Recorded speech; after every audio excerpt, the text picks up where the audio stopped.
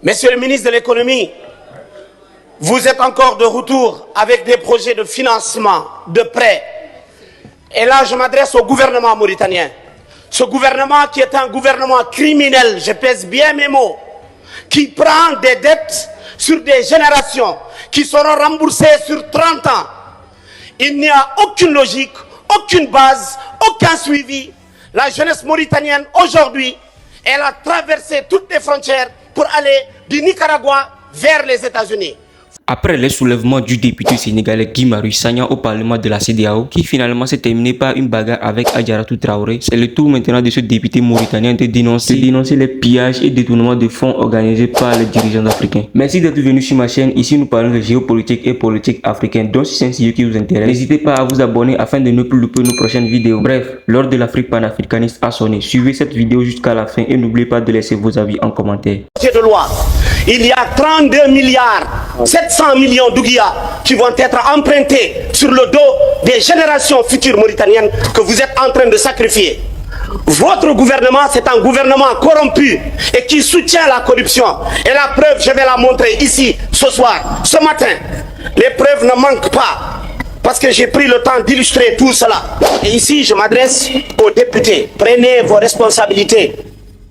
Qala kullukum ra'iyun wa kullukum mas'ulun an ra'iyatihi. Ne l'oubliez jamais, parce que dans ces ces photos, c'est un projet de borne-fontaine. Ça, c'est des preuves. 402 villages devraient être servis dans le triangle de la pauvreté. Mbout, Lixaïba, vous connaissez tous ce projet. Et ce projet a été réceptionné par plus de 8 personnes. Les 8 personnes qui ont réceptionné ce projet-là, l'Aftout Chergui, vous le connaissez très bien. Qu'est-ce qui s'est passé? Ils ont réceptionné 351 bornes fontaines. Et quand les gens sont venus sur le terrain, 5 mois après, pour contrôler, ils ont trouvé 319 bornes fontaines. Elles sont là, illustrées, avec un système de géolocalisation mis. Et qu'est-ce qui s'est passé? 81 bornes ou 80 bornes fontaines n'ont jamais pu être identifiées parce qu'elles n'ont pas été réalisées. Et je me suis amusé avec des experts à faire le calcul. Quand vous calculez les tuyauteries qui amènent l'eau et tout ce qui va avec jusqu'à l'aboutissement des bornes fontaines, vous avez 2 milliards de moins sur ce projet-là qui a été fait ici, sous le régime de Ould Ghazouani et par le gouvernement mauritanien. Où sont passées les 80 bornes fontaines? Les 2 milliards d'Ouguiya sont passés par où? L'agence, ce projet, ce marché de bornes fontaines a été financé par crédit par l'AFD, l'agence française pour le développement, qui continue à fermer les yeux malgré qu'on les a attiré leur attention sur la situation de ces gens-là. L'agence française pour le développement a dit qu'elle va demander au gouvernement mauritanien pour faire une contre-expertise. Jamais cela n'a été fait. Et le pire dans tout ça, qu'est-ce qui s'est passé? Dans les clauses du contrat, il est formellement interdit de payer un projet qui n'a pas encore terminé et qui n'est pas définitivement réceptionné. Le projet a été réceptionné au mois de novembre, alors que tout l'argent a été payé au mois d'octobre. Et les preuves sont là, je le dis bien ici, dans cette assemblée. Les députés qui voudront aussi le voir, je suis prêt à donner des copies. Pourquoi nous allons continuer à nous taire sur toutes ces dettes et voir la destruction de l'économie de notre pays et fermer les yeux? La Mauritanie, le gouvernement mauritanien n'est pas transparent. C'est un gouvernement qui soutient la corruption parce que tout l'argent qui est volé, l'argent qui est détourné va dans les poches des directeurs, dans les poches des ministres. Et nous, on va continuer à nous taire, on va continuer à vous regarder détruire ce pays, on va continuer à nous dire sois poli, sois gentil, jusqu'à que toutes les générations de notre pays soient sacrifiées, alors que des jeunes, la jeunesse mauritanienne est partie aux États-Unis par le biais de Nicaragua parce qu'ils n'arrivent pas à travailler dans leur pays. Vous avez une responsabilité de revoir ce que vous êtes en train de voter, parce qu'il n'y a aucune condition de transparence qui nous permettra de prendre ce matin 32 milliards 700 millions à crédit remboursable sur plus de 30 ans et on va détruire l'avenir de la jeunesse mauritanienne. Ça, c'est inacceptable. C'est clair.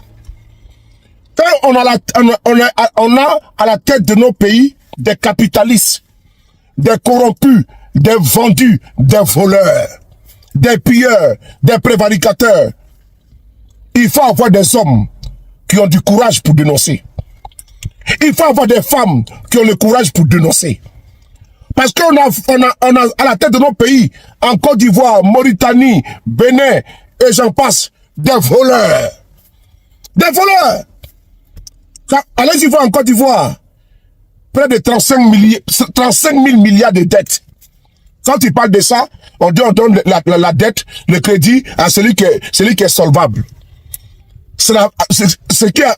Il y a aucun rapport. Ils vont comparer la dette de la Côte d'Ivoire avec celle des États-Unis et de la France. C'est ça qu'il s'agit. Et pendant ce temps, ils font des routes biodégradables, ils détournent l'argent. En Côte d'Ivoire, les cadres du parti au pouvoir volent. C'est-à-dire que quand ils font concours de détournement de fonds, et ils volent un milliard, et ils ne sont jamais inquiétés, ils sont en liberté. Le député mauritanien était député courageux. L'Afrique a besoin de ses fils comme ça, qui dénoncent. La peur doit changer de camp. La peur doit être du côté des voleurs. C'est eux qui doivent avoir peur, et c'est eux qui doivent répondre devant la justice. Parce que c'est les voleurs au col blanc, ils sont pires que des braqueurs. Ils sont pires que des braqueurs. Les braqueurs prennent des armes pour aller braquer des banques, pour voler 10 millions, 20 millions. Mais eux, ces politiciens, ces entrepreneurs politiciens, sont des voleurs au col blanc. Avec les stylos, ils détournent des milliards. Pendant ce temps, le peuple tire les diables par la queue, le peuple est dans la misère. Nous disons à bas les politiciens voleurs, à bas les politiciens corrompus, à bas les politiciens pilleurs, à bas les politiciens prévaricateurs. Vive la dignité africaine retrouvée par l'entremise de ses fils dignes qui osent aujourd'hui parler. L'Afrique libre, l'Afrique aux Africains, la patrie ou la mort, nous vaincrons. On est ensemble.